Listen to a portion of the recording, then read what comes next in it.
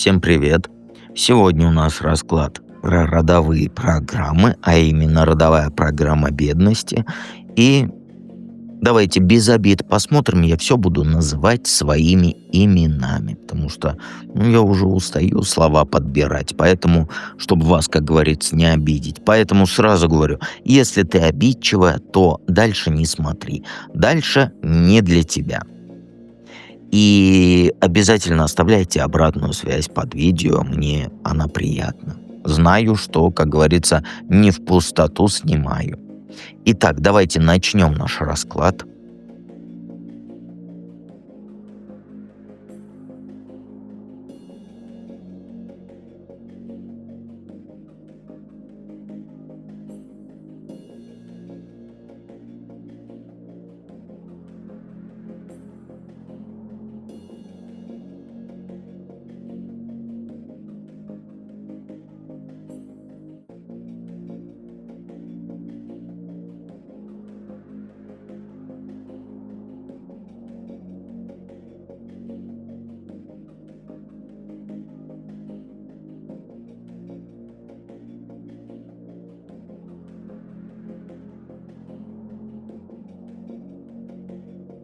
Итак, единички. Первую карту читаем как сигнификация, да, какая родовая программа. Остальные читаем парно. Ну, а у тебя единичка, знаешь, программа висит. Деньги делают людей злыми. Твоя бабушка, она, знаешь, очень жесткой женщиной была. Она вообще никому не доверяла. Все время подозревала, что ее хотят обмануть. Каждую копейку считала кому-то, как сказать, не кому-то, а вообще никому не давала в долг. На всех кричала из-за денег.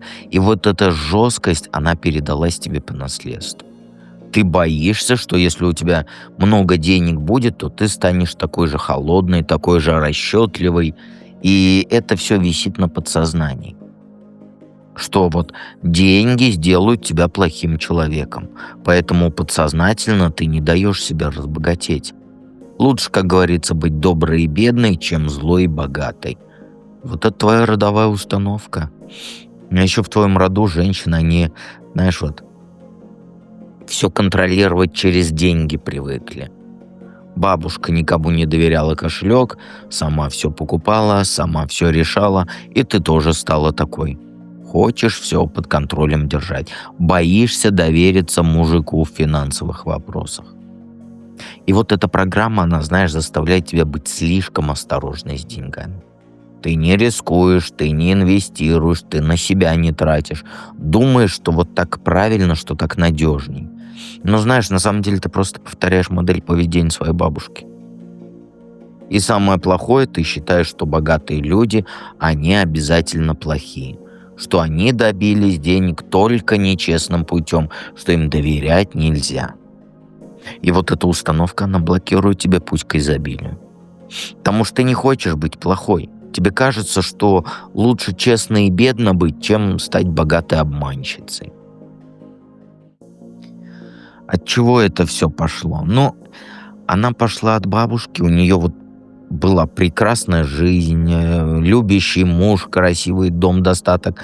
Вся семья счастлива была. Дети росли в любви, в заботе. Но потом случилась какая-то катастрофа. Муж начал пить, проиграл там чего-то в карты. Семья развалилась, дети голодали, жили в нищете. И вот бабушка, она винила в этом деньги. Она думала, что если бы у них не было достатка, то муж бы там не стал играть вот в карты. Что деньги испортили его, сделали там азартным, безответственным. И она вот сама для себя поклялась, что ее дети никогда не будут богатыми, чтобы вот эту трагедию не повторить. Весь семейный уклад рухнул в одночасье. Из там счастливой хозяйки дома бабушка превратилась, вот, как сказать, во вдову с кучей детей. Ей пришлось работать на износ, чтобы семью прокормить. И она запомнила, деньги приносят только горе. Лучше жить скромно, но спокойно. И вот эта травма, она прошила, вот, как сказать, весь род прям до тебя. Каждое поколение женщин боялось денег, боялось мужиков, боялось счастья даже. Думали, знаешь как, что вот как только ты начинаешь жить хорошо, обязательно случится беда. Поэтому лучше держаться подальше от больших денег и от счастья большого. И вот твоя бабушка, она была очень умной и сильной женщиной. Но она, знаешь, сделала неправильный вывод из всей вот этой трагедии. Она решила, что проблема в деньгах, а не в человеке, который их потратил, вот эти деньги. И вот этот неправильный вывод, он передался всем женщинам в роду, как вот единственно верный способ жить. Как эта программа портит твою жизнь сейчас? Ну знаешь, ты сейчас не можешь получать удовольствие от денег. Даже если они у тебя есть, ты не тратишь их на себя. Ты боишься купить одежду дорогую, хорошую косметику, там, еду качественную. Думаешь, что это вот это все расточительство. В итоге живешь как нищая, хотя можешь позволить себе гораздо больше. А еще ты хочешь быть лидером во всем. Ты стремишься к власти, хочешь командовать и мужем, и там людьми, принимать разные важные решения. Но при этом ты боишься денег, которые вот обычно идут с властью. И получается, знаешь, вот парадокс. Ты хочешь быть, как говорится, начальницей, но без денег начальницы не бывает. И вот эта программа, она заставляет тебя саботировать свой успех. Когда возможность появляется заработать больше, ты находишь причины отказаться. Когда там предлагают повышение, ты думаешь, а вдруг не справлюсь я? Ты сама себе палки в колеса строишь из страха стать вот этой плохой богатой. И знаешь, самое ужасное, ты живешь как мученица. Отказываешь себе во всем, экономишь там на всем, работаешь на износ и думаешь, что так правильно, что так вот благородно. Но на самом деле ты просто вот эту родовую травму воспроизводишь. Твоя программа, она не дает тебе создать команду единомышленников, например. Ты не доверяешь людям вообще в денежных вопросах. Боишься, что тебя обманут. Поэтому что делаешь? Работаешь одна. Тащишь все на себе. А без людей нельзя создать по-настоящему большой бизнес и большие деньги. Что ты можешь сделать, чтобы разорвать этот круг? Ну, ты знаешь, нужно с самого простого начать. Потрать деньги на себя. Не на что-то глобальное, а вот на мелочи. Купи себе дорогой кофе, например, да? Или цветы красивые. Или помаду супер классную. Покажи своему подсознанию, что деньги это не зло, это инструмент для радости. А потом начинай строить свою вот эту финансовую империю. Изучай там, куда можно вложиться, способы ищи пассивного дохода. Создавай несколько источников заработка. Не бойся вот рисковать, разумно, конечно, только. Можешь потерять деньги вот в каких-то там инвестициях, это да, но можешь и приумножить их в разы.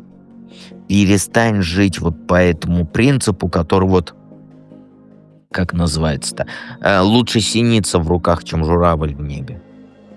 Твоя бабушка жила вот в эпоху войн, там, революции и так далее, когда действительно нужно было выживать. А ты-то живешь вот в мирное время, когда можно процветать. Смени стратегию выживания на стратегию развития. С малого какого-нибудь бизнеса найти. Начни там. Не обязательно открывать там огромную компанию, акции, все дела. Начни с того, что ты умеешь делать хорошо. То есть свои услуги продавай, там свои продукты создавай. Находи клиентов. Пусть сначала это будет там подработка, а потом это вырастет в основной доход, понимаешь? И измени свое отношение к богатым людям. Перестань думать, что там все богатые и плохие. Найди примеры богатых людей, которые делают добрые дела. Там другим помогают, живут по совести, там эти всякие, как называется, животным помогают. Ну, эти фонды. И покажи себе, что можно быть и богатой, и хорошей одновременно. Когда поменяешь установки о деньгах, они сами к тебе потянутся. Какой жизнь будет, если освободишься от этого всего? Да другим человеком станешь. Легкий, открытый, готовый к приключениям. Вот так вот кратко все. Перестань бояться перемен и начни их искать. Когда все это проработаешь, будешь новое пробовать, там, учиться, развиваться. Деньги тебе дадут свободу экспериментировать с жизнью. У тебя появится настоящее изобилие во всем. Не только деньги, но и эмоции, отношения, впечатления. Ты перестанешь экономить на чувствах и начнешь жить полной жизнью. Экономия денег – это экономия на чувствах, понимаешь? Будешь щедрый на подарки, на внимание, на заботу, и люди потянутся к тебе, потому что рядом с тобой станет тепло и уютно, а не колко и холодно, как сейчас. И ты научишься получать удовольствие от рака. Будешь покупать вещи красивые, там, ездить в хорошие места, кушать вкусную еду. Не из-за того, чтобы там похвастаться, нет. Просто вот потому, что ты можешь себе это позволить. И каждая покупка радость будет приносить, а не чувство вины, как вот сейчас. Еще у тебя появится интуиция на деньги. Ты будешь чувствовать, куда стоит вкладывать, там, с кем работать, какие там твои начинания принесут прибыль. Деньги станут течь к тебе легко и естественно, потому что ты перестанешь их отталкивать. Но самое главное, ты станешь примером для других женщин в роду. Покажешь там дочери, племянницам, кто у тебя там есть, что можно быть богатой и счастливой, что деньги – это не зло, это возможность помочь себе и другим. И, конечно, вот так вот ты разорвешь вот это родовое проклятие. Начнешь новую традицию, да? Традицию изобилия, процветания и небоязни денег. Видишь, как все хорошо у тебя будет. По- Извиняюсь. Поэтому действуй. Ну а мы переходим ко второму варианту.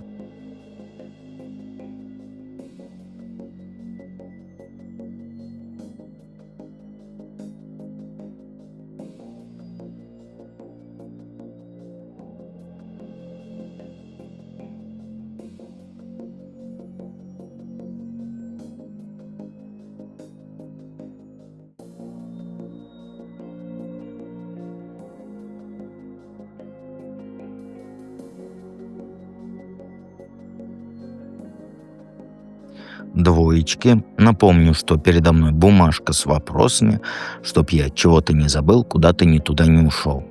И первую карту читаем как сигнификацию, да, родовую программу, а другие читаем парно.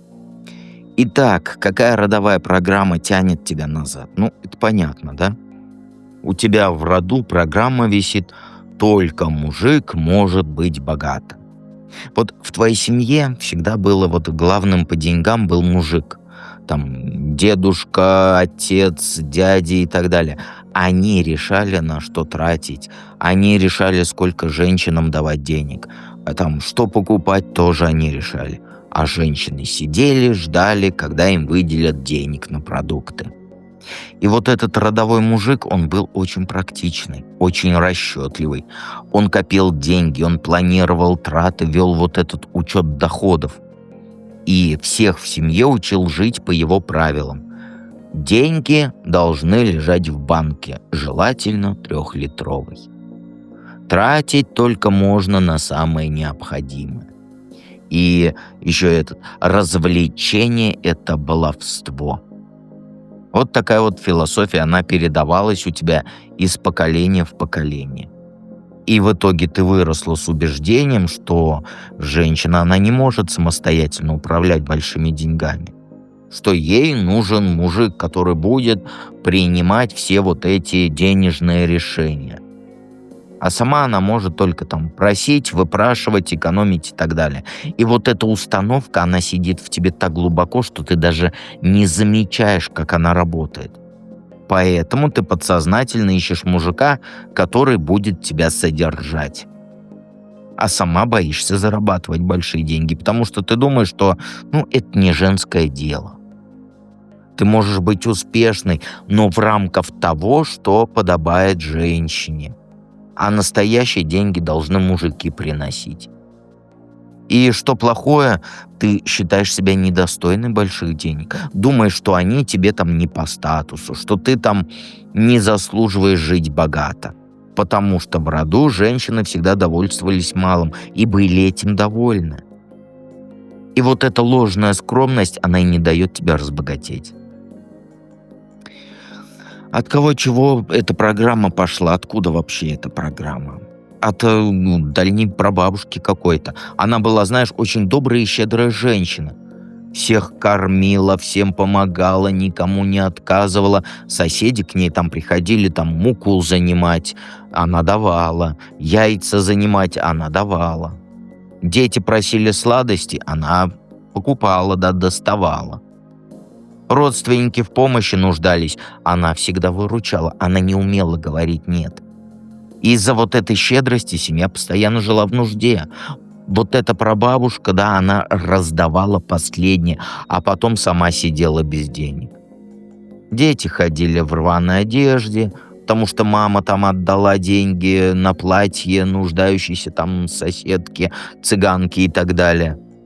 В доме не было мяса, потому что она купала там лекарства больной родственницы, да, например. Вся семья страдала от вот этой неумеренной, этой, как сказать, щедрости, доброты. Дети не доедали, муж злился, все, что в доме, как сказать, потому что в доме порядка с деньгами не было. А прабабушка, она не понимала, почему все недовольны. Ей казалось, что она поступает правильно, да, там по-христиански. И что лучше отдать последнее, чем быть жадным. В итоге семья скатилась в бедность. А прабабушка вывод сделала, что деньги – это зло, которое людей портит. Что лучше там жить скромно, но зато чистая совесть. И вот твоя прабабушка, она хотела как лучше, но она не понимала, что прежде чем другим помогать, нужно свою семью обеспечить. Что щедрость, она разумной должна быть, а не безумной. Как эта программа портит твою жизнь прямо сейчас? Знаешь, ты сейчас постоянно от денег убегаешь. Когда тебе предлагают какую-нибудь там работу, хорошо оплачиваемую, ты находишь причины отказаться. Когда появляется возможность подзаработать, ты говоришь, что занято. У меня и так работы полно. Ты прям буквально избегаешь ситуации, где можно заработать большие деньги. И при этом у тебя в голове постоянно крутятся четкие планы, как разбогатеть. Ты даже книжки про бизнес читаешь, там изучаешь там успешных людей, придумываешь бизнес-идеи. Твоя голова работает как компьютер, просчитывая вот эти все схемы заработка. Но дальше планов дело не идет. И получается вообще дикий парадокс. Ты одновременно и убегаешь от денег, и мечтаешь о них. Твое подсознание говорит: деньги – это плохо. А разум кричит: «хочу быть богатой». И вот эта борьба внутренняя, она разрывает тебя на части. Ты не можешь ни принять бедность, ни стать богатой. Ты боишься, что у тебя, если будет много денег, то ты там жадный, эгоистичный станешь. Что потеряешь способность помогать людям, что деньги испортят твой характер. И у тебя есть в голове еще такая вот установка: деньги это, как сказать, деньги портят людей. Поэтому каждый раз, когда появляется шанс заработать, да, вот, например, я предложил всем, если хотите, можете заработать там на моих колодах карт, да, но у тебя: нет, это не мое, это зло. И ты сама себя останавливаешь. Еще ты не можешь работать, вот, как сказать, в команде по денежным вопросам. Ты не доверяешь людям, ты боишься, что тебя обманут. Ты предпочитаешь все сама, даже если это невыгодно. А без партнеров прибыльный бизнес не создашь. И вот так вот эта родовая программа, она мешает тебе разбогатеть. С одной стороны толкает к деньгам, а с другой стороны отталкивает от них. И вот так вот все получается. Что ты можешь сделать, чтобы разорвать этот круг? Влюбиться в деньги. Вот серьезно. Начни относиться к ним вот как к любимому человеку. Каждое утро благодари деньги за то, что они у тебя есть. Там каждый вечер планируй, как завтра заработать еще. Смени свое отношение вот с этого высказывания «деньги– это зло» на «деньги– это любовь». А потом начинай много и упорно работать. Не ищи легких путей к богатству, там, не надейся на какую-то там эфемерную удачу. Бери проекты, которые требуют усилий, учись новому, навыки развивай, повышай там квалификацию. Пусть твоя работа, она станет настоящим ремеслом, которым ты реально гордишься. И перестань бояться показаться жадной.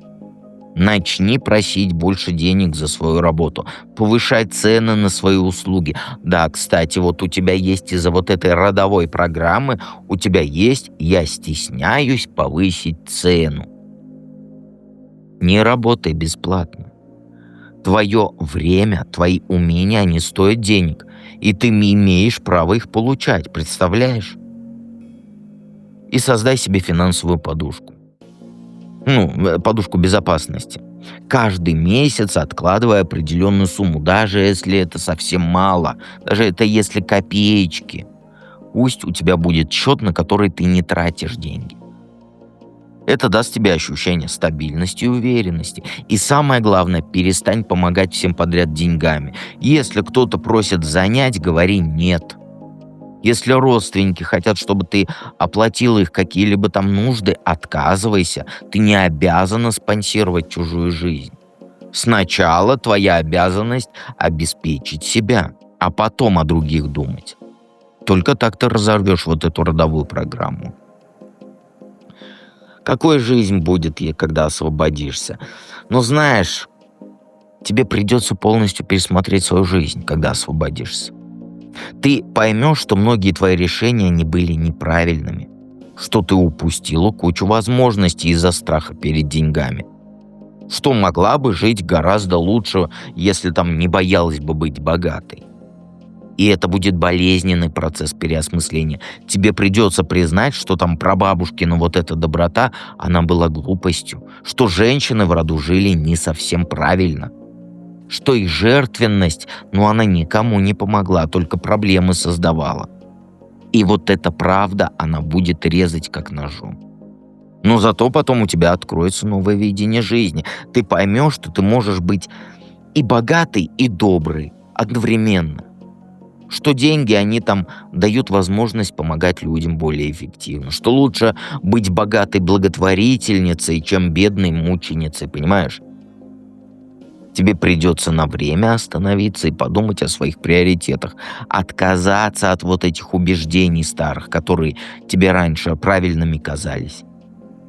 Понимаешь? Но когда ты примешь вот эти новые правила игры, конечно, твоя жизнь кардинально изменится. У тебя деньги появятся там и на путешествия, и на качественные вещи, и на образование, и на развлечения, и на все, что ты хочешь. Вот за один день девочка, я уже говорил это в раскладе, продала на 100 тысяч рублей колоды, которые я предложил. И это больше, чем она зарабатывала в месяц за один день. Понимаешь? Она не отказалась, она схватила вот эту удачу. Почему ты не можешь? Объясни мне. Вот так вот. Давайте перейдем к третьему варианту.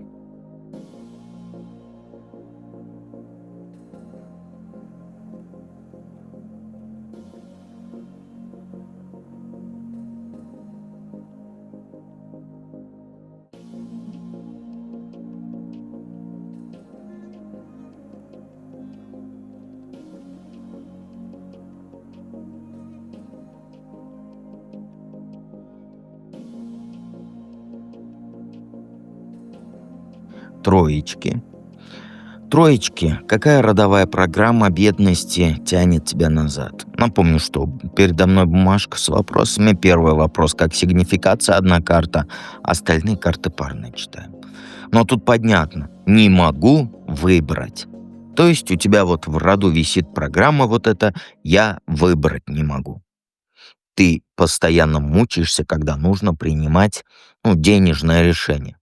Например, там Покупать квартиру или снимать, там, менять работу на более, где зарплата больше, или на это оставаться со стабильным заработком. Открывать свое дело или работать на дядю, да? Ты мечешься между вариантами, и в итоге ты ничего не выбираешь. Эта программа, она заставляет тебя бояться любого денежного решения. Ты думаешь, что если ты выберешь неправильно, то все потеряешь. Поэтому лучше вообще ничего не решать, не выбирать и так далее, чем ошибиться.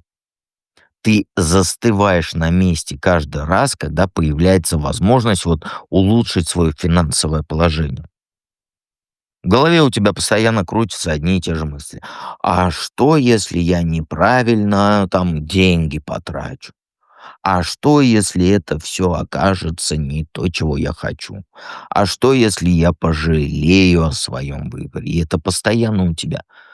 И вот эти страхи, они парализуют тебя и не дают вперед двигаться. Ты даже, наверное, в магазине с выбором мучаешься. Ты можешь час стоять перед полкой и думать там, чего вот из этого все купить. Когда речь про серьезные траты, то ты вообще в ступор впадаешь. Месяцами можешь изучать варианты, читать отзывы, советоваться с людьми, но так и не решишься. И самое плохое, пока ты думаешь, что все хорошие возможности уходят к другим, то так оно и есть. Квартиру кто-то другой покупает, работу дают более, как говорится, решительному кандидату. Бизнес-идею воплощает там соседка, подруга, но не ты. Ты остаешься ни с чем, потому что боишься сделать шаг. И вот эта нерешительность в деньгах, она тебя и держит в бедности. От кого или чего в твоем роду программа эта пошла? Ну, понятно. Или дедушка, или бабушка, или вместе. Дедушка, энергичный, амбициозный мужик, всегда горел новыми идеями. Хотел свое дело открыть, там хотел разбогатеть, а бабушка вот практичная, осторожная была. Она всегда говорила ему: не торопись, подумай как следует, взвесь, как 7 раз отмерь, 1 раз отрежь.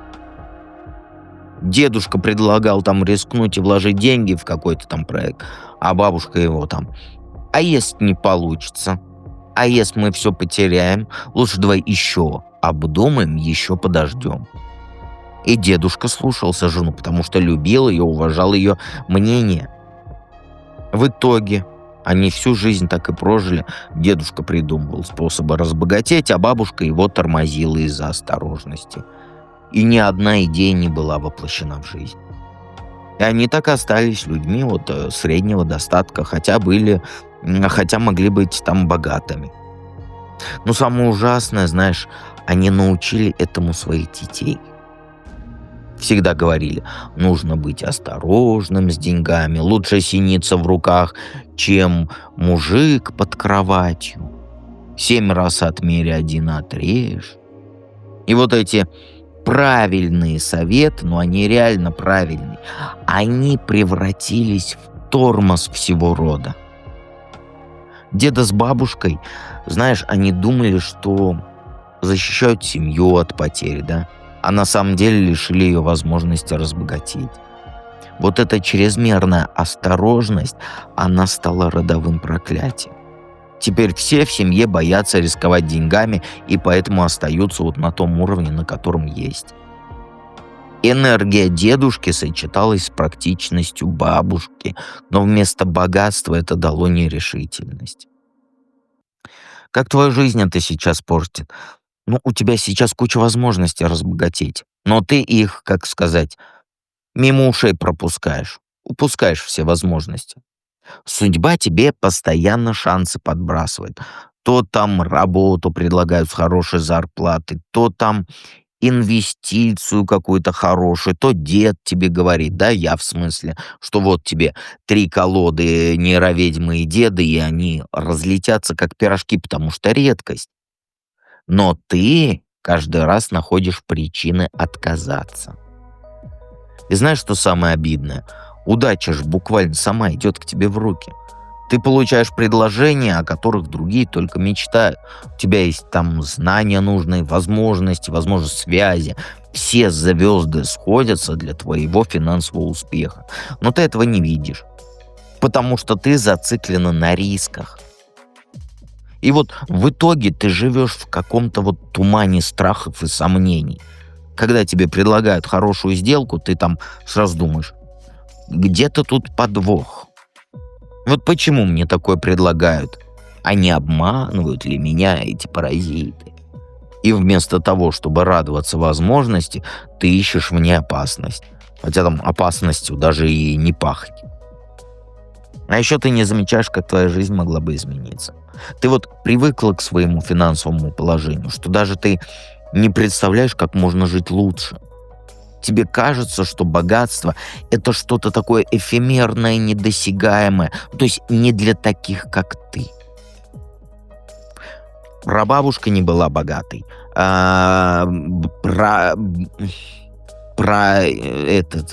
Как сказать-то? Прабабушка была небогатой, прабабушка была небогатой, бабушка была небогатой, мама была небогатой, и я буду небогатой.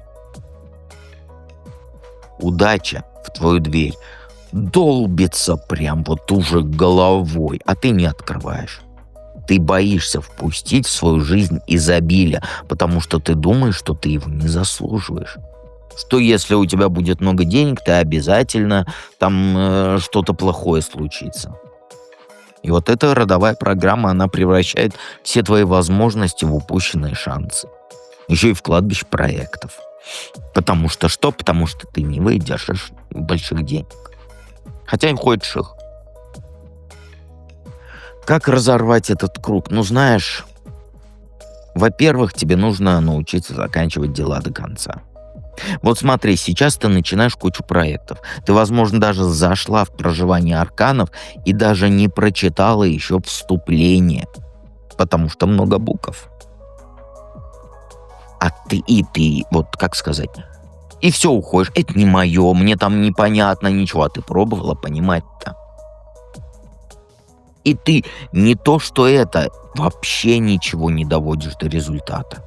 А если есть результаты, то в рамках определенных денег, чтобы было поесть, но ни в коем случае лишнего, чтобы не купить. Ты ничего до результата не доводишь. Ты курсы какие-нибудь там бросаешь на середине, то бизнес-план у тебя в голове, а ты ничего не делаешь, то хочешь работу, вот она, как сказать, работа, вот она вакансия, только резюме отправить нужно. Нет. А потом, что ты думаешь? У меня ничего в жизни в этой не получается, мир весь против меня. Вот такая вот я несчастна. Весь мир, все люди против меня. Буду страдать. Знаешь, вот ты сейчас этот расклад, если до сюда досмотрела, услышь меня. Начни с малого. Вот с малого начни. Хочешь проработать? Пожалуйста, с малого начни. Вот зайди в проживание арканов. Вот ссылки в описании к видео, да, в закрепленном комментарии, они есть. И доведи до конца хотя бы старшие арканы. Вникни, что там написано, что там сказано, лекцию послушай. Доведи до конца хотя бы старшие арканы. Про младшие я тебе не говорю. Люди не выдерживают шута. Из шута уходят, потому что это невозможно, но это тяжело. Потому что шут самый сложный аркан. Потому что это все проработки детства. Но дело не в этом. И знаешь, что люди делают? Из 100 человек до конца доходит 1, потому что люди не выдерживают. Хочешь разорвать этот круг, хотя бы старшие пройди. А потом вот этот, кто 1 из 100 доходит до конца, он идет на 2 круг, на 3, младший, потому что вливается, начинает понимать, как это классно. Вот доведи до конца, вот хотя бы младшие ниди, доведи до конца старшие. Затем в маге выбери там, когда мага проживать будешь, небольшой способ заработка. и сделай его, вот этот небольшой заработок, хотя бы лишняя 1000 там, рублей, 10 долларов, или там какие у тебя валюты в твоей стране. Вот не хватайся за все сразу. Сосредоточься на чем-то одном. Вот, например, я еще раз повторяю, старшие арканы. В шуте детства, в магии бизнес откроешь, в императрице ты там мужика себе найдешь. Это все взаимосвязано. Все ты можешь сделать, все свои желания воплотить в старших арканах. Иди, вот тебе шанс. А у тебя нет. У тебя весь мир против меня. Все враги. Тебе нужно перестать искать врагов там, где их нет. Потому что ты постоянно думаешь, что кто-то тебя хочет обмануть, кто-то хочет подставить, кто-то хочет использовать. Эта паранойя мешает тебе видеть реальные возможности. Большинство людей не строят против тебя никаких коварных планов. Они заняты своей жизнью. Каждый человек занят своей жизнью. И научись защищать свои финансовые интересы. Но не переходи ты в глухую оборону. Нужно быть осторожным с деньгами. Да, я соглашусь с тобой, но осторожность, она не должна превращаться в трусость. Ты там и человека проверить можешь, и предложение изучить, посоветоваться с экспертами, а потом решение принять, но принять его. И самое главное, начни завершать циклы в своей жизни. Ты многого достигла, но ты не умеешь этого ценить. Свои победы записывай каждый день. Получила зарплату — отметь. Сделала покупку удачную — запиши. Научись видеть завершенность в своих действиях. Тогда и с большими деньгами ты начнешь работать результативно, понимаешь? Какой будет жизнь, если освободишься? Ты станешь настоящим лидером в деньгах. Тут по-другому никак не скажешь. Ты сможешь быстро оценивать возможности, решения принимать. Люди за советом, как заработать, куда вложить, будут приходить. Ты станешь тем человеком, который умеет делать деньги из воздуха. Сначала, конечно, тебе придется пережить полный крах старых убеждений. Они все умрут. Все вот эти мудрые якобы советы бабушки, дедушки, они окажутся ерундой. Ты поймешь, что их осторожность, она была просто трусостью. Что они упустили кучу возможностей и научили этому детей своих. Упускать возможности. И это будет очень болезненное прозрение. Потому что даже сейчас у тебя есть немножко злость, что я говорю, что вот это вот трусость. Тебе придется признать, что ты сама виновата в своей бедности. Что возможности у тебя были, но ты их не использовала. Что не судьба тебя обделила, а ты сама себя ограничила. И это будет больно. Но без вот этого понимания ты не сможешь измениться. Если хочешь практический совет, то я тебе объясню его. Как можно заработать деньги. Идешь в проживание старших арканов. В шуте детство прорабатываешь, когда заходишь в мага, берешь колоды, которые тебе станут доступны тоже. 3 колоды редких. Нет ни у кого почти. У 20 человек во всем мире. На данный момент.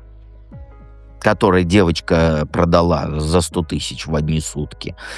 Вот, тебе станут доступны колоды, открываешь на Авито или на каких-нибудь досках объявлений, или на Озоне, на Вайлдберрисе страничку и продаешь колоды. Вот тебе деньги, вот тебе готовый, как говорится, бизнес-план. Пожалуйста, было бы желание. Но ты что сделаешь, как обычно? Ты посмотришь этот расклад и ничего не сделаешь, и дальше пойдешь. Да? Разреши себе счастье.